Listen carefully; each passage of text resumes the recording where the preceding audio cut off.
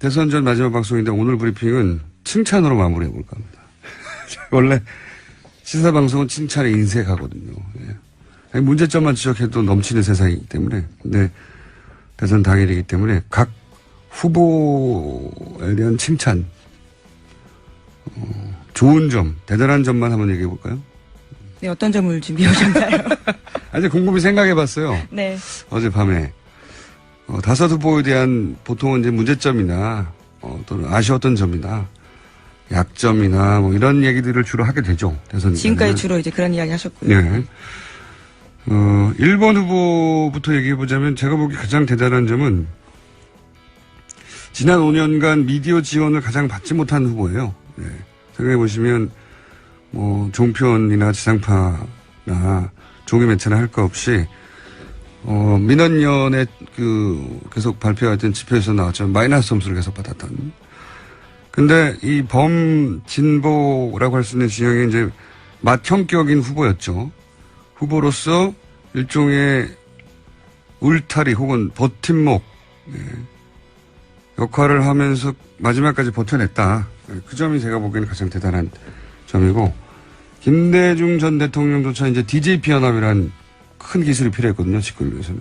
노무현 전 대통령 역시 이제 단일화라고 하는 큰 이벤트가 필요했고, 근데 문재인 후보는 지지율도 10% 박스권부터 시작해서 20% 박스권, 30% 박스권 아주 더디게 혼자서 버텨서 결국 여기까지 쌓아왔다는 점에서 결과에 상관없이 아마 시간이 지나고 나면 역대급 후보였다. 이런 평가를 받게 될 거라고 봅니다. 지지율이 크게 출렁인 적이 단 한 번도 없어요. 꾸준히 차근차근 쌓아서 미디어 커버리지 없이 여기까지 자기의 힘으로 쌓았다는 점에서 굉장히 강한 역대급 후보다.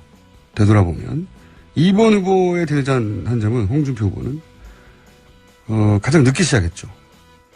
그리고 처음에는 뭐 5%도 안 됐어요. 지지율이. 그리고 사실상 거의 와해됐던 이제 자유한국당의 대선 전망 거의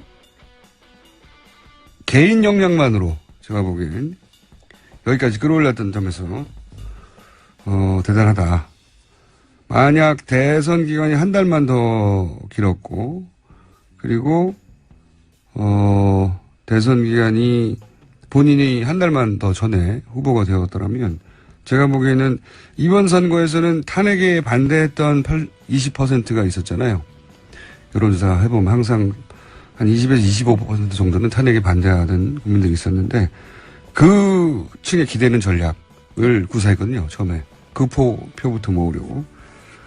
만약에 시간이 좀 길었다면 중도 보수를 향한 좀 유연한 전략 그런 대선 아젠다를 짰을 것이고 그랬던 양상은 지금과는 많이 달랐을 수도 있다. 네. 대지포 보면서 그런 생각을 했습니다. 네. 3번 후보의 가장 대단한 점은 김대중, 김영삼, 이 민주화운동의 거두죠. 두 분 다 대통령을 했던. 그 두 분을 제외하고는 우리 정당사에서 누구도 해내지 못했던 규모 있는 3당, 성공적인 창당. 이게 과연 다시 가능할까 싶을 정도의 큰일이었고. 그리고 이제 대구와 광주로 상징되는 양쪽에서 동시에 지지를 받는 대선 로드맵을 그렸어요. 이런 정치적 중도의 그림은 아무도 그린 적이 없거든요. 그래서 만약 성공한다면 세계 정치사에 길이 남을 선거운동사가 될 거라고 제가 선거운동 시작할 때 한번 논평한 적이 있는데 그런 로드맵을 짰다는 자체가 제가 보기엔 정치사에 남을 일이라고 봅니다. 4번 후보 대단한 점은 5 후보 중에 후보가 되자마자 사퇴 압박을 받았던 유일한 후보였죠. 그게 대단한 점이라고 하기엔 조금. 거기서부터 네네. 그런 압박을 받았던 후보였음에도 불구하고 결국 마지막까지 버텨서 자기 존재 가치를 입증했다. 예, 그러면서 막판에 지지세를 결집시켰다. 최근에 그런 얘기들 많이 나오고 있죠. 예. 그 외부의 압박은 정치인한테 오히려 고마운 거예요. 외부에서 압력이 들어오면 내부 결속을 다지고 지지층 결집도 하거든요. 작용 반작용이 있어서. 가장 어려운 게 내부로부터 오는 압박입니다.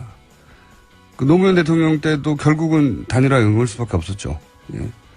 근데 이 압력, 내부로부터의 압력, 탈당 막 10명 이상, 절반 가까운 탈당이죠. 당연히 규모로 볼 때.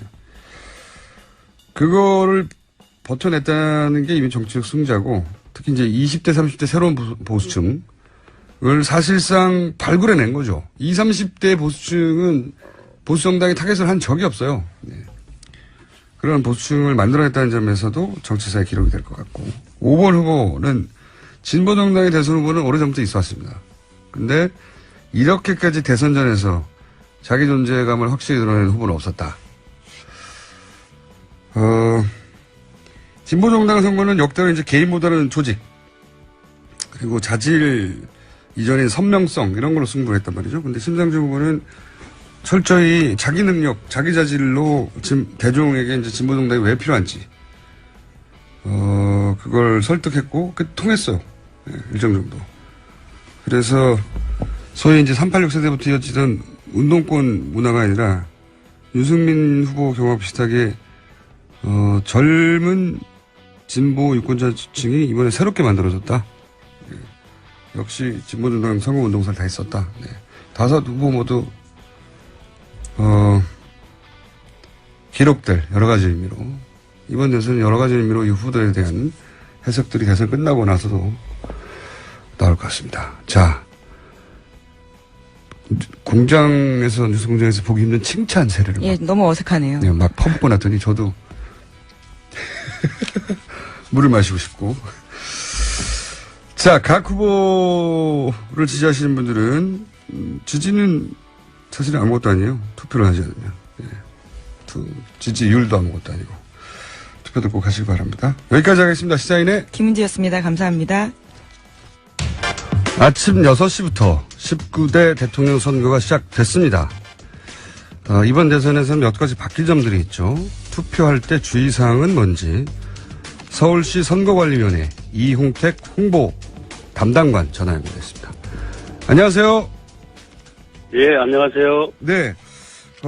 다른 그 바뀐 점 여쭤보기 전에 혹시 신분증이 없이 투표장에 갔다. 그리고 이제 신분증을 가져올 시간도 없고 이렇게 촉박한 분들은 어떻게 해야 됩니까? 예.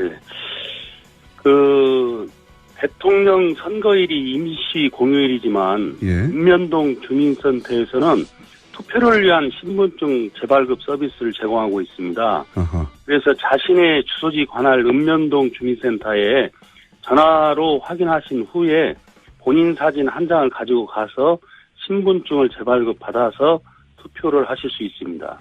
이거는 이제 본인이 신분증이 없다는 사실을 알고 있을 경우에는 사진 한 장을 가져가면 바로 발급받을 수 있다. 그런 거네요. 예, 그렇습니다. 예. 자, 그리고 올해부터 달라진 점이 많다고 하는데, 몇 가지 좀 정리를 해 주시죠. 달라진 점을.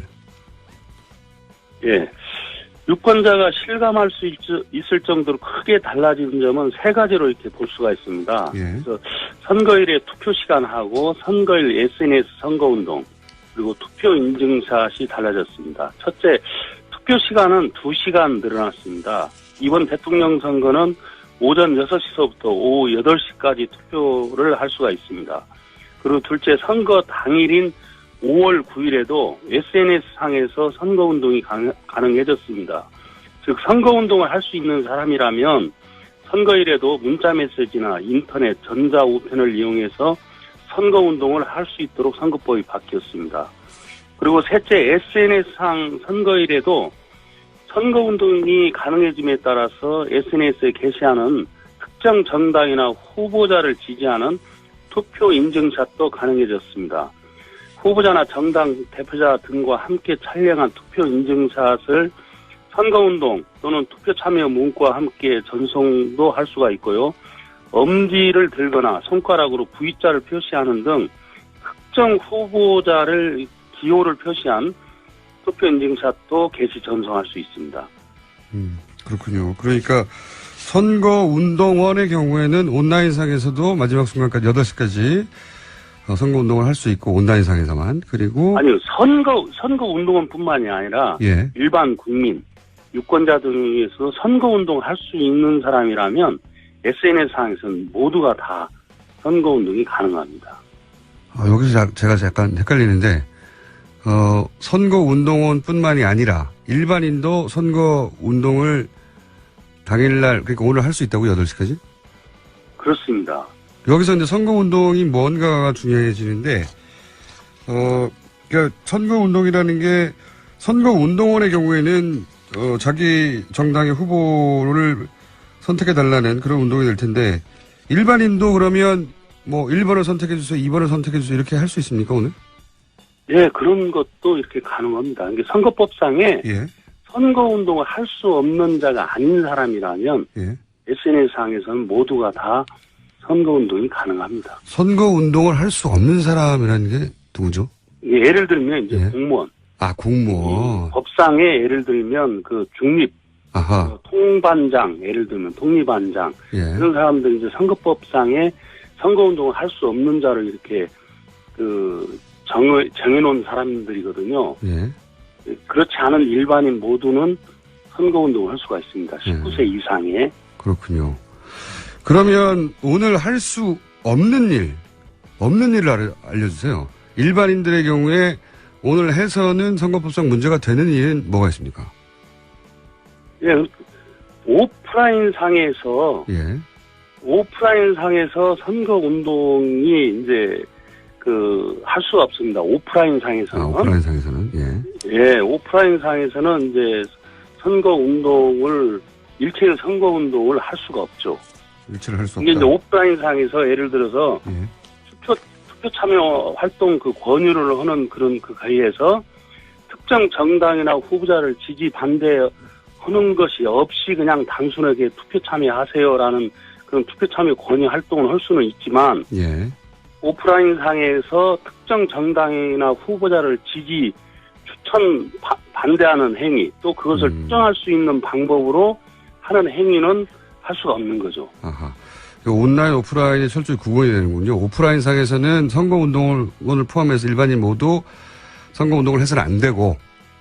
예. 맞습니다. 온라인 상에서는 과거에 불가능했던 대부분이 가능을 하다. 그쵸. 온라인 상에서는 그냥 선거일에도 이번에 이제 법을 개정을 해서 이제 할 수 있도록 이제 바뀐 겁니다. 알겠습니다.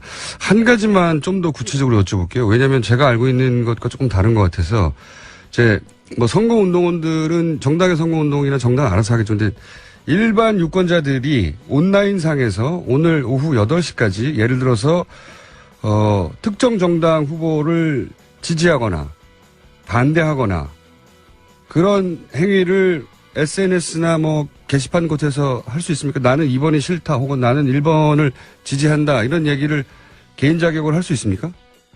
할 수 있습니다. 제가 그래서 이제 선거 운동을 할 수 있는 사람이라면 SNS 상에서 특정 정당이나 후보자를 지지 반대하는 행위를 할 수가 있습니다. 다만 허위사실 공표라든지 비방, 흑색 선전은 안 되겠죠. 그렇군요. 이거 굉장히 크게 바뀐 거군요. 알겠습니다. 그리고 여러 번 얘기가 나왔는데 많은 분들이 궁금해하는 것이 이 최종 투표율은 어느 정도 될까 하는 것인데 선관위에는 이 데이터베이스가 있지 않습니까? 그동안에. 이번에는 사전투표까지 감안해서 선관위에서 추정하는 최종 투표율은 어느 정도로 보십니까? 예, 저희 중앙선관위가 4월 28일, 29일 양일간 월드 리서치에 의뢰해서 이제 유권자 의식을 조사한 결과를 이렇게 보면 반드시 투표하겠다가 86.9%가 나왔습니다. 그리고 이번에 이제 5월 4일, 5월 5일 사전투표율 상승폭 등을 이렇게 종합해서 생각을 하면 이번 대통령 선거는 80%대의 투표율을 보일 것으로 예상이 됩니다. 마지막 80%대 투표율이 언제였죠? 이게 15대 대통령 선거. 김대중 전 대통령 당선됐던. 그때 80점대였습니다. 굉장히 오래 됐는데. 20년 만에 이제 그렇겠네요. 80%대로 진입을 하는 겁니다. 자, 그러면은 이제 개표 상황에 따라 다르긴 하겠습니다만 선관위가 당선자를 사실상 거의 확정할 수 있는 시간대는 언제라고 보십니까, 이번에는? 대표는 예. 이번에 이제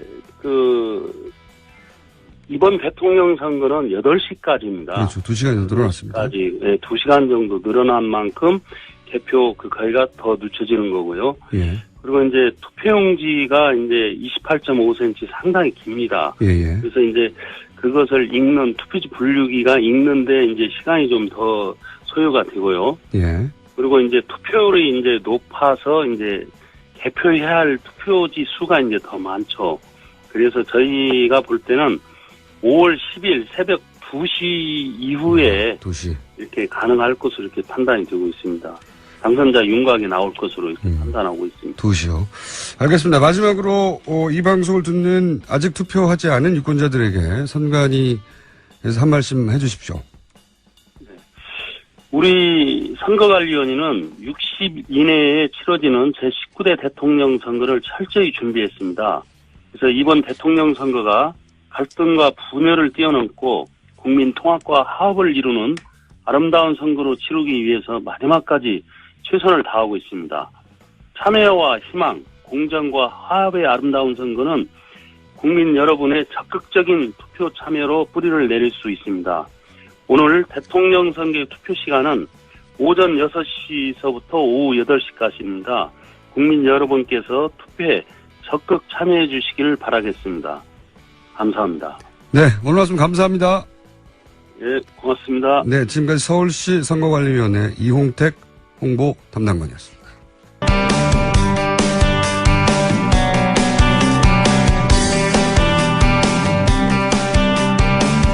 자, 긴급하게 저희가 편성했는데 갑자기 최고 인기 코너가 돼가지고 할 수 없이 계속 모시고 있는 분들입니다. 박시영 민지코리아 컨설팅 부대표, 안녕하십니까? 네, 반갑습니다. 민지코리아 컨설팅 박시영입니다. 이상일 아젠다 센터 대표 나오셨습니다. 안녕하십니까? 네, 안녕하세요. 이상일입니다. 네. 아니, 저희는 더 이상 안 하려고 그랬는데, 자꾸. 부르시니까. 아니, 자꾸 이제, 청취자들이 이 두 분 빨리 모셔가지고, 판세 얘기를 들어보냐고. 총평부터 한번 해볼까요? 저희가 이제 이번 시간을 좀 넉넉하게 잡았습니다. 어차피 대선 당일이라 정치인들 연결도 안 되고요. 네. 그래가지고 저희가 투표 동료 차원에서 정당 연결해 보려고 그랬더니 선관위 공식 해석은 15분을 다 연결해야 된다고. 그래서 땜빵이었거든요. 그래가지고 언제 15분을 다 연결합니까? 이게 안 되겠구나 싶어서 저희가 이 판세에 대해서 궁금한 분들이 굉장히 많잖아요. 그리고 이번 선거가 이제 유례가 없는 여러 가지 선거여서, 이번 대략 2달간의 레이스, 길게 보면 이제 탄핵 정부부터 시작되는 네. 대선 전국의 레이스를 여론조사 전문가의 관점에서 봤을 때 이제 특이점들이나 이번 대선은 어쨌든 조기 대선이고 탄핵에 의해서 시작된 대선이잖아요. 그러다 보니까 전망적 투표, 미래에 대한 투표보다는 회기적 투표, 심판적 투표가 강했다. 이렇게 보여지고요. 특히 이제 이명박 박근혜 정권 10년에 대한 심판적 성격이 강해졌다라고 저는 보고 있습니다. 그리고 문재인으로 시작해서 문재인으로 끝난 선거였다. 그러니까 문재인이냐 아니냐 하는 것이 여전히 가장 큰 화두였지 않느냐. 문재인 이렇게 후보를 지지하든 보고 지지하지 않든 간에 네, 그렇습니다. 예. 키워드가 문재인 후보였다. 저는 어떻게 보면 비슷할 수 있습니다만 조금 다르게 보는 부분이 있는데요. 다르게 보셔야 됩니다. 예. 일단은 이번 대선 저는 굉장히 그 대선 내에서 재밌게 봤습니다. 그래서 예. 굉장히 깐깐해진 유권자들 그리고 아주 빛나는 조연 또 무난한 주연들이 뭉쳐서 만든 정치 드라마처럼 봤는데요. 예. 기본적으로 탄핵 대선 조기 대선이었기 때문에 뭐 심판 선거가 기본 원리로 베이스로. 작동한 거는 뭐 주지의 사실이죠. 그렇지만 그 이후에 보여진 모습들을 보면 끊임없이 새로운 대안들을 모색하는 흐름이 있지 않았나. 그러면서 이런 어떤 심판선거, 정권교체 내지는 어떤 개혁에 대한 열망은 그 수위는 변화가 없었지만 그 위에 펼쳐진 실제 실전 대선에 들어와서의 어떤 흐름들을 보면 이게 뭐 아무런 변수도 없고 그냥 뭐 대세론, 정권교체 뭐 1등 주자로 힘을 몰아줘 이런 식의 흐름이 그대로 가지 않았거든요. 굉장히 다이나믹한 어떤 흐름들이 뭐냐면 그 본질이 뭐냐면 좀 더 이제 미래에 대한 어떤 전망과 비전들을 찾는 움직임이 아니었을까. 그래서 더 좋은 대안, 더 합리적인 대안을 찾는 그런 어떤 흐름들이 굉장히 강했었고, 그럼에도 불구하고 어쨌든 여론조사 상으로는 마지막 여론조사까지 발표된 여론조사 상에서는 문재인 후보가 무난하게 수성을 해온 어떤 그런 흐름이었지, 이게 변수가 오히려 없지 않은 굉장히 많은 선거였다, 이렇게 보는 편이에요. 네.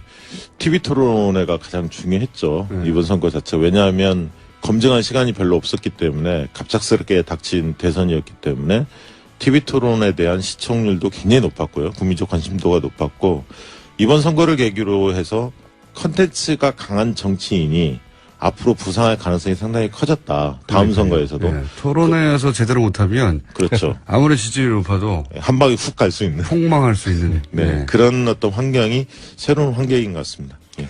그렇게 보면은 이제 예를 들어서 각 후보마다 사실은 원래 갖고 있는 자산이 다르죠.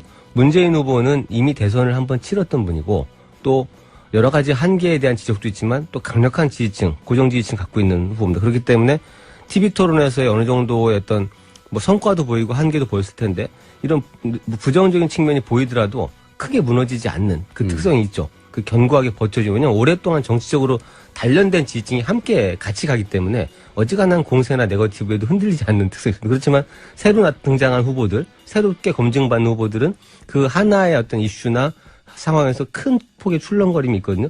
이런 것들이 좀 달랐기 때문에 아마 뭐 문재인 후보라고 해서 TV 토론을 꼭 잘했냐 이렇게 나중에 평가를 해봐야 되겠지만 꼭 그건 아닌 거죠. 오히려 그거를 잘 견뎠다 이렇게 보는 편이 많다는 거죠. 잘 버텼다. 네. 네. 그 재밌는 것은 뭐냐면, 국민들 인식 조사를 해보면 문재인 후보는 정치 경험이 굉장히 오래된 사람으로 생각합니다. 그러니까 안철수 후보는 얼마 안 됐고, 왜 그런가 봤더니 참여정부 때 그 청와대에 있었던 경력까지를 사람들은 인식하고 있어요. 정치 경험으로. 네. 그러다 보니까 굉장히 오래됐고 국정 경험이 풍부하고 이렇게 생각합니다.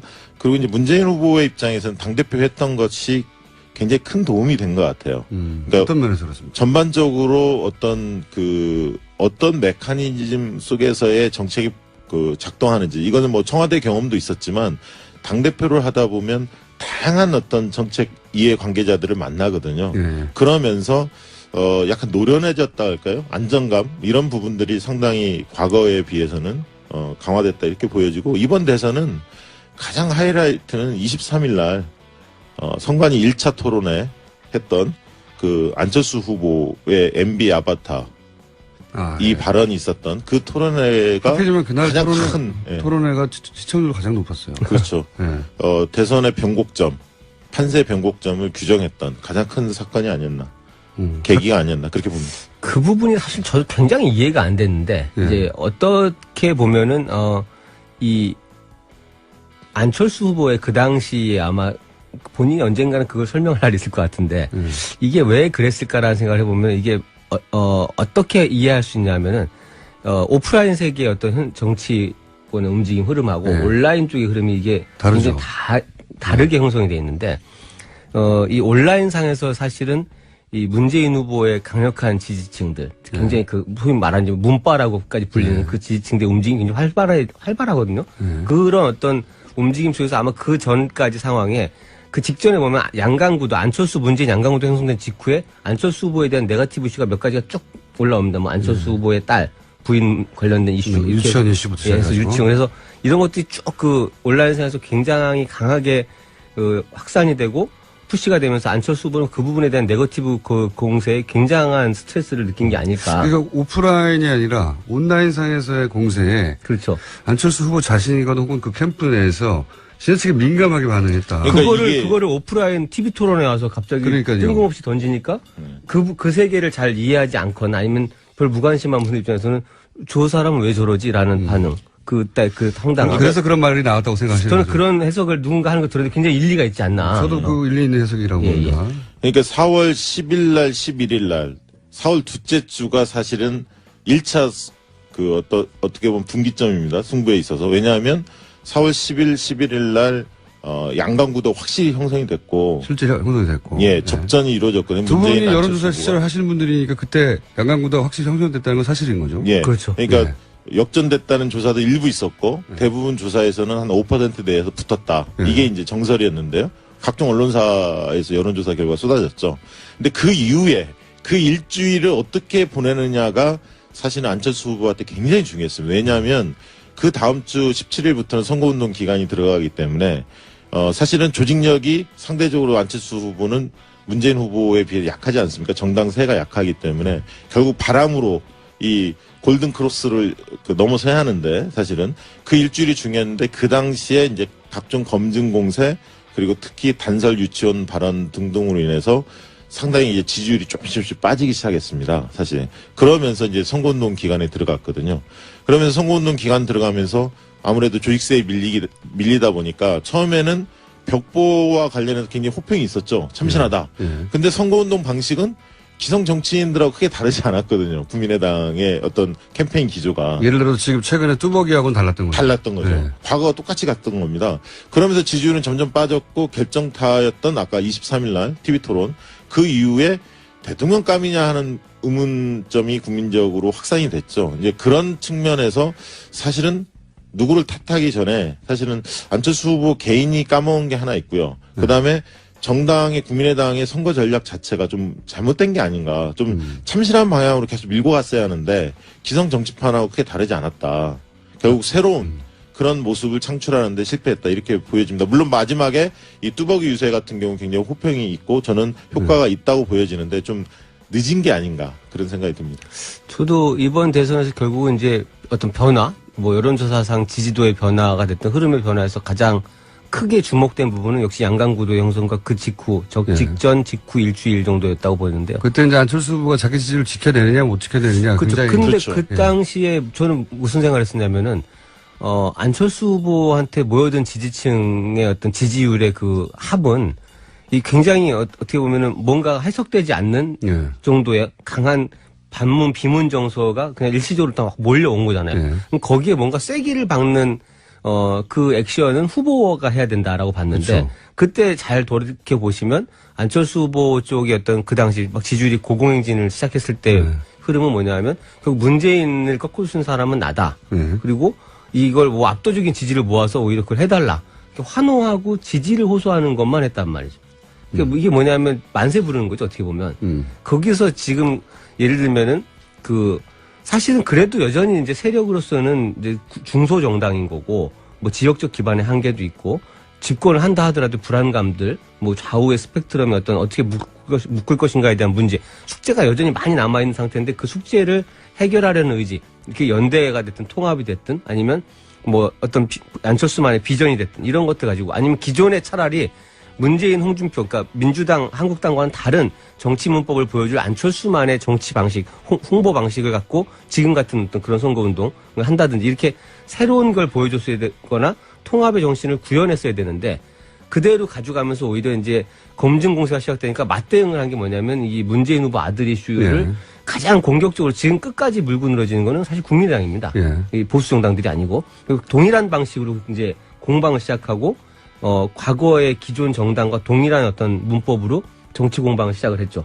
그리고 이제 별다른 통합에 대한 액션을 하지 않았고 이런 부분들이 아마 그 지지층들이 자발적으로 모여든 지지층을 그대로 붙잡아두지 못하고 이렇게 급속히 꺼지게 된 어떤 그런 그거의 뭐 결정타는 아까 말씀하신 TV 토론입니다만 두 분 말씀을 종합해보자면 그러면 그때 양강구도가 형성됐을 때 다 떨치고 뚜벅이 유세를 그때부터 시작했다든가. 그렇죠. 예. 뭐 네거티브 전으로 들어가지 않고. 예. 그랬다면 어떻게 될지 몰랐겠네요. 물론 이제 그렇다고 해서 뭐 꼭 계속 붙어 있을 것 같다. 지지율이. 그렇게 보여지지는 않습니다만 왜냐하면 그 당시에 40석에 대한 불안감, 국정 운영에 대한 불안감 이런 부분들이 민주당 쪽에서 집중적으로 제기를 했었고요. 상당 부분 유권자들이 볼 때는 그 부분이 좀 불안한 느낌이 있었거든요. 왜냐하면 안철수 후보는 괜찮은 것 같기는 한데 새가 너무 없기 때문에 어느 정당, 어느 정치 세력과 연대할지에 대한 입장도 표명하지 않은 상태였고 그렇기 때문에 이 불안감을 좀 느낀 측면이 있었고 또 박지원 상황론 이걸 이제 홍준표 후보가 먼저 들고 나왔는데 그 부분도 상당히 소구력이 있었습니다. 국민들한테 불안감을 형성하는데 일부 역할을 했다 이렇게 보여지고요. 그런 측면들 때문에 좀 취약한 구조였는데 중요한 건 이제 안철수 후보가 내걸었던 미래가 제4차 산업혁명으로 대변되는 미래를 이야기했는데 과연 제4차 산업혁명이 국민들한테 얼마나 이게 먹혔을까. 저는 젊은 층한테는 일부 먹혔을지 몰라도 40대 이상한테는 굉장히 어렵게 다가왔고 좀 공허했을 거다. 뭔지를 토론을 다 보고 나서도 4차 산업이 뭔지 모릅니다. 예, 그리고 네. 그 핵심 고리가 학제 개편이었거든요. 그러니까 학제 개편을 TV 토론에서 다루기 전까지는 국민들이 볼 때는 교육은 좀 뜯어 고쳐야 하고 어떻게 보면 미래에 맞는 준비할 수 있는 어떤 인재들을 육성해야 한다는 측면에서 학제 개편 필요하다라고 보는 국민들이 더 많았습니다. 그런데 이제 TV 토론에서 막상 그 문제가 이제 화두에 올라오자 실질적으로 막대한 재원, 그다음에 뭐 준비 부족 여러 가지 부분들이 막 그 타 후보들이 집중 공세가 이루어지면서 내가 생각했던 것 좀 다르네. 학제 개편 이 부분에 대한 어떤 생각들이 좀 그 달라진 것 같아요. 입장 자체가 이제 그러면서 4차 산업혁명의 주요 골간축 중에 하나였던 이 학제 개편 이 부분들에 대해서 국민적 신뢰가 좀 떨어지다 보니까 전반적으로 어쨌든 미래 대 과거 이 프레임 구조 속에서 선거를 밀고 가려고 했는데 그 부분도 그닥 효과를 보지 못했던 거 아닌가 그렇게 생각이 그러나 듭니다. 결국은 우리가 뭐 과거로 돌아가서 이제 가정법을 쓰는 게 참 의미 없어 보이긴 하지만 저는 굉장히 그 당시 상황은 유동적이었다고 보는 거예요. 그러니까 이렇게 될 수도 있고 저렇게 될 그렇죠. 수도 왜냐하면 있었다. 이게 물론 이제 안철수 후보가 그 당시에 조금 더 국민의 코드에 맞는 것들을 했다고 해서 지지율을 그대로 지켜갈 수 있을 것이다 이렇게 단정하기도 어렵지만 사실은 그 1차 토론의 그 선관 1차 토론의 패착 이후에 그 정책 관련된 토론으로 집중하면서 안철수 후보가 보여준 콘텐츠는 상당히 호평을 받습니다. 그리고 문재인 후보를 돌아보면 그때 경선 이후에 상당 기간 동안 경선 경쟁자들을 끌어안지 못하면서 불안한 모습을 보였죠. 지지율이 다 안 돌아왔죠. 그리고 네. 뭐 실제 선대위가 통합선대가 꾸려진 것도 그 뒤의 일입니다. 예. 그러면서 그게 뭐냐면 이게 패권주의 논란 또 뭐 적폐청산 불안감 이런 것들 자극하면서 비문 용어서 확산됐던 건데 콘텐츠 경쟁에서도 보면 안철수 후보도 굉장히 그 4차 산업에서 불확실성 모호성이 있지만 문재인 후보도 과연 국민들이 죄송합니다.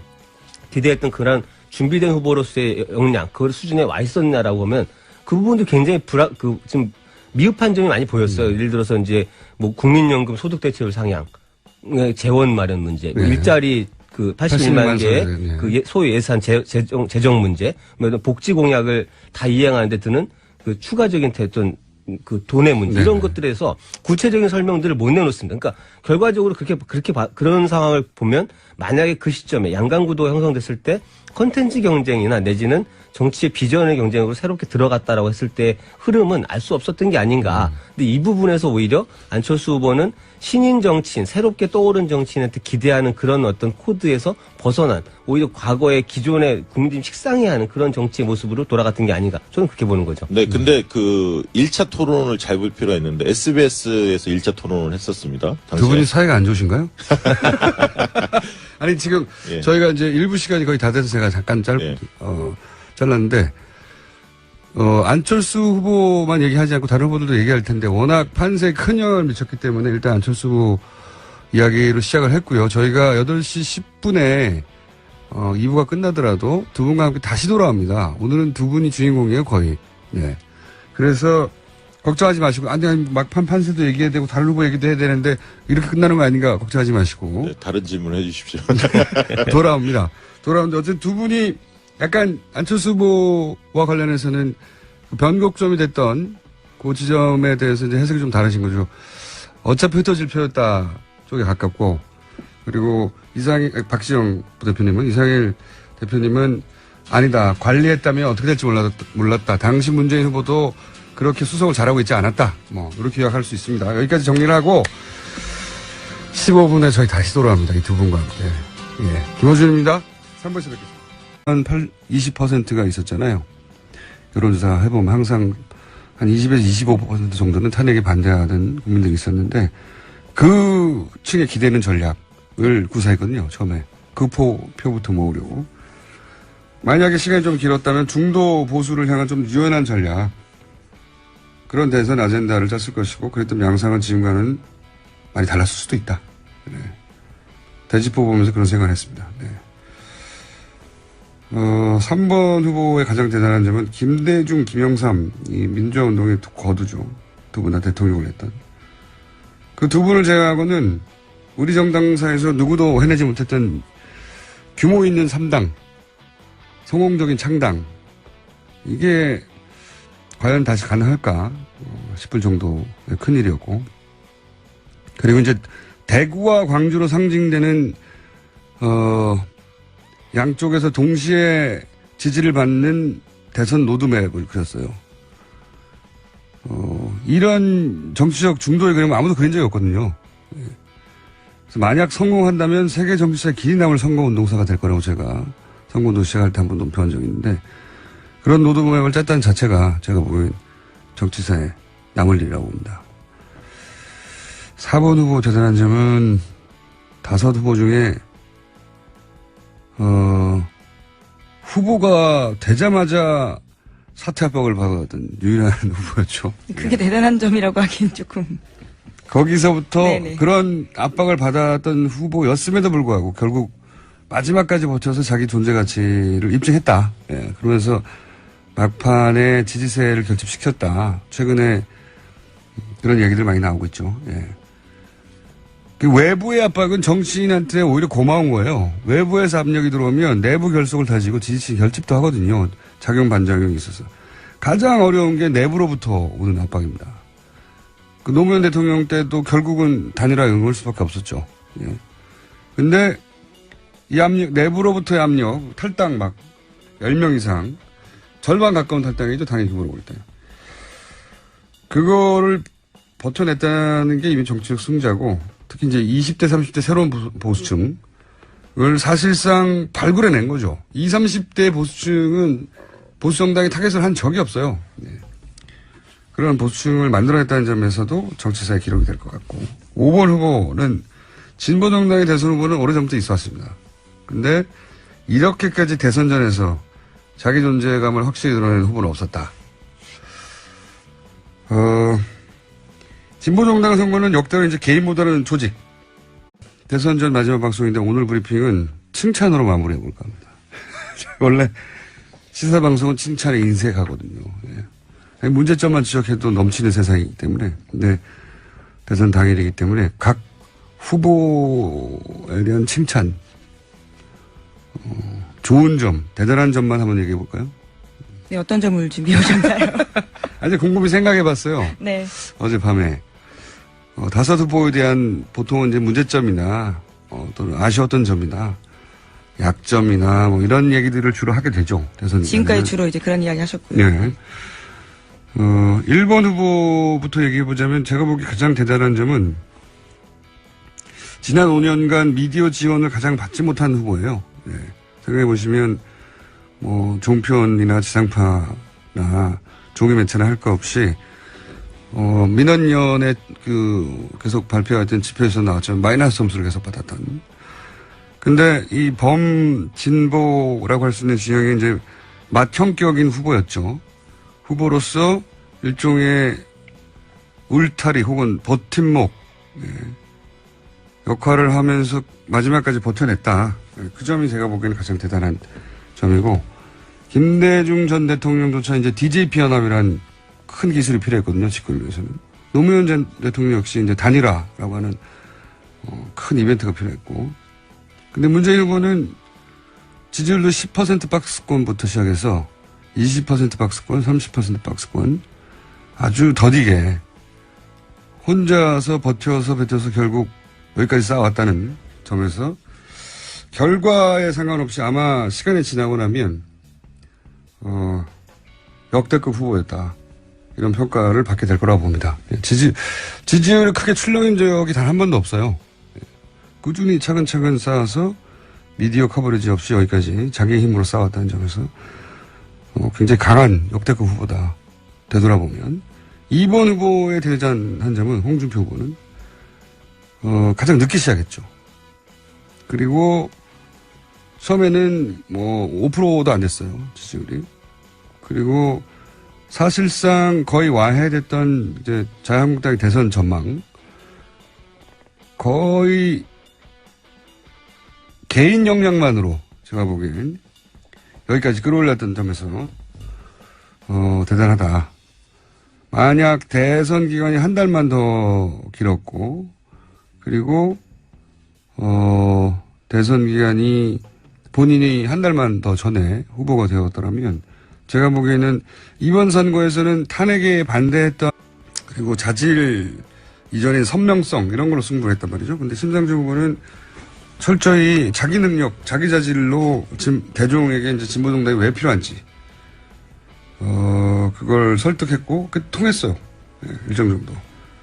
그래서 소위 이제 386 세대부터 이어지던 운동권 문화가 아니라 유승민 후보 경우와 비슷하게 젊은 진보 유권자층이 이번에 새롭게 만들어졌다. 네. 역시 진보정당 선거운동사를 다 했었다. 네. 5 후보 모두 기록될 여러 가지 의미로 이번 대선은 여러 가지 의미로 이 후보들에 대한 해석들이 대선 끝나고 나서도 나올 것 같습니다. 자,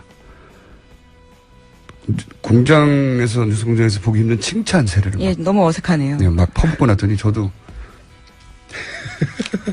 물을 마시고 싶고. 자, 각 후보를 지지하시는 분들은 지지는 사실은 아무것도 아니에요. 투표를 하지 않으면. 예. 지지율도 아무것도 아니고. 투표들 꼭 하시기 바랍니다. 여기까지 하겠습니다. 시사인의 김은지였습니다. 감사합니다. 아침 6시부터 19대 대통령 선거가 시작됐습니다.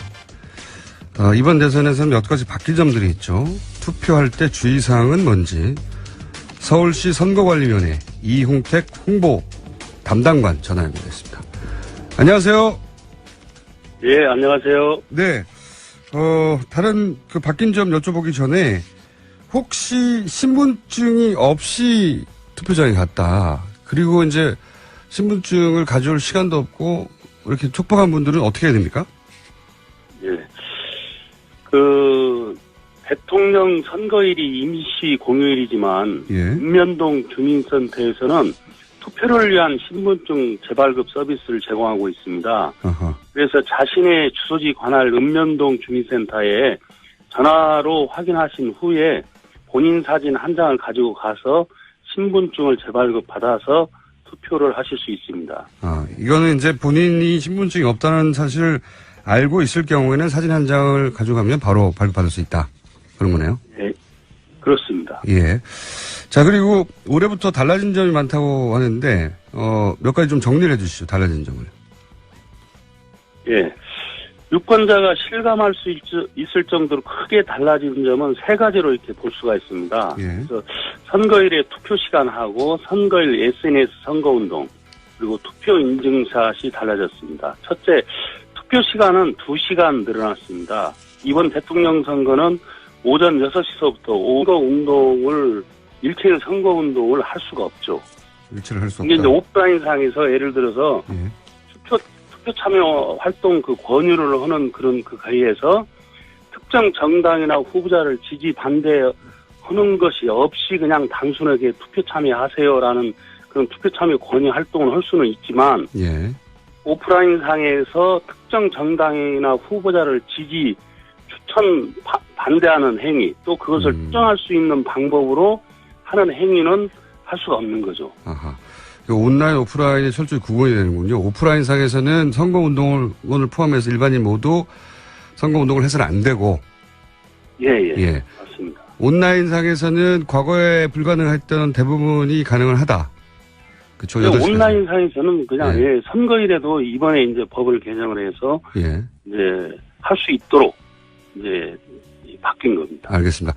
한 가지만 좀 더 구체적으로 여쭤볼게요. 왜냐하면 제가 알고 있는 것과 조금 다른 것 같아서 선거운동원들은 정당의 선거운동이나 정당 알아서 하겠죠. 근데 일반 유권자들이 온라인 상에서 오늘 오후 8시까지 예를 들어서 특정 정당 후보를 지지하거나 반대하거나 그런 행위를 SNS나 게시판 곳에서 할 수 있습니까? 나는 2번이 싫다 혹은 나는 1번을 지지한다 이런 얘기를 개인 자격으로 할 수 있습니까?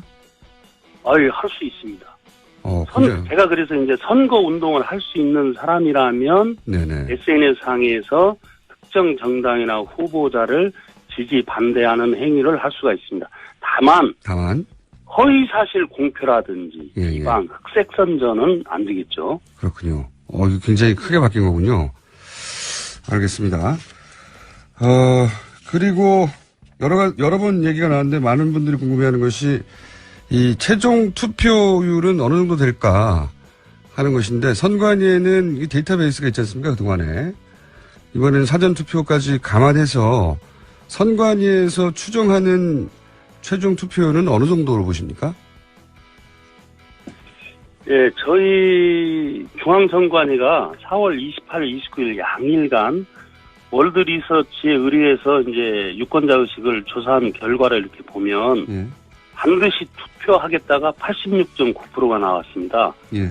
그리고 이번에 이제 5월 4일, 5월 5일 사전투표율 상승폭 등을 이렇게 종합해서 생각을 하면 이번 대통령 선거는 80%대의 투표율을 보일 것으로 예상이 됩니다. 마지막 80%대 투표율이 언제였죠? 이게 15대 대통령 선거. 김대중 전 대통령. 오후 8시까지 투표를 할 수가 있습니다. 그리고 둘째 선거 당일인 5월 9일에도 SNS상에서 선거운동이 가능해졌습니다. 즉 선거운동을 할 수 있는 사람이라면 선거일에도 문자메시지나 인터넷, 전자우편을 이용해서 선거운동을 할 수 있도록 선거법이 바뀌었습니다. 그리고 셋째 SNS상 선거일에도 선거운동이 가능해짐에 따라서 SNS에 게시하는 특정 정당이나 후보자를 지지하는 투표 인증샷도 가능해졌습니다. 후보자나 정당 대표자 등과 함께 촬영한 투표 인증샷을 선거운동 또는 투표 참여 문구와 함께 전송도 할 수가 있고요. 엄지를 들거나 손가락으로 V자를 표시하는 등 특정 후보자를 기호를 표시한 투표 인증샷도 게시 전송할 수 있습니다. 그렇군요. 그러니까 선거운동원의 경우에는 온라인상에서도 마지막 순간까지 8시까지 선거운동을 할 수 있고 온라인상에서만. 그리고 아니요. 선거운동원뿐만이 아니라 예. 일반 국민, 유권자 등에서 선거운동을 할 수 있는 사람이라면 SNS상에서는 모두가 다 선거운동이 가능합니다. 여기서 제가 약간 헷갈리는데 선거운동원뿐만이 아니라 일반인도 선거운동을 당일날, 그러니까 오늘 할 수 있다고요? 8시까지? 그렇습니다. 여기서 이제 선거운동이 뭔가가 중요해지는데, 그러니까 선거운동이라는 게 선거운동원의 경우에는, 자기 정당의 후보를 선택해달라는 그런 운동이 될 텐데, 일반인도 그러면 뭐 1번을 선택해주세요, 2번을 선택해주세요, 이렇게 할 수 있습니까, 오늘? 예, 그런 것도 이렇게 가능합니다. 이게 선거법상에 예. 선거운동을 할 수 없는 자가 아닌 사람이라면 예. SNS상에서는 모두가 다 선거운동이 가능합니다. 선거운동을 할 수 없는 사람이라는 게 누구죠? 예를 들면 이제 예. 공무원. 공무원. 법상에 예를 들면 그 중립, 아하. 통반장, 예를 들면 독립반장. 예. 이런 사람들이 이제 선거법상에 선거운동을 할 수 없는 자를 이렇게 정해놓은 사람들이거든요. 예. 그렇지 않은 일반인 모두는 선거운동을 할 수가 있습니다. 19세 이상에. 그렇군요. 그러면 오늘 할 수 없는 일을 알려주세요. 일반인들의 경우에 오늘 해서는 선거법상 문제가 되는 일은 뭐가 있습니까? 예, 오프라인 상에서 선거운동이 이제 할 수가 없습니다. 오프라인 상에서는. 오프라인 상에서는, 예. 예, 오프라인 상에서는 이제